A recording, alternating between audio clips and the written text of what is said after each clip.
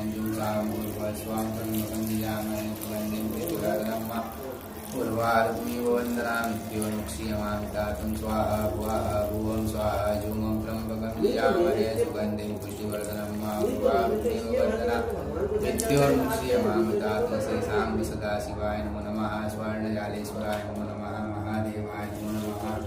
एकदन्तेन एकमन्तेन शाम्ब सदाशिवाय नमो नमः स्वर्णजालेश्वराय नमो नमः पयापतियां पयोः पदीतु पयोदिवन्तरिक्षे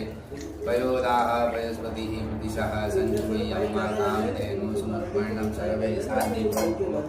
पावनज्ञेषु च पयस्नानं समर्पितं पयस्नानेन शुद्धो जलस्नानं वा शुद्धवालः सर्वशुद्धवालो मणिवालतः शेनः शेताक्षोरस्ते उदायुपसुरते कर्णायामावरुद्धः पार्जन्याः शुद्धो जलस्नानं समर्पयामि शुद्धो जलस्नानान्तेन सांब सदाशिवाय नमो नमः श्री स्वर्णजालेश्वराय नमो नमः महादेवाय नमो नमः मनोकामना पूर्णार्थं रुद्राक्ष पूजन भवानी शिव सांब सदाशिवाय नमो नमः वशिष्ठ गोत्र उत्पन्न भवानी महादेवाय नमो नमः सांब सदाशिवाय नमो नमः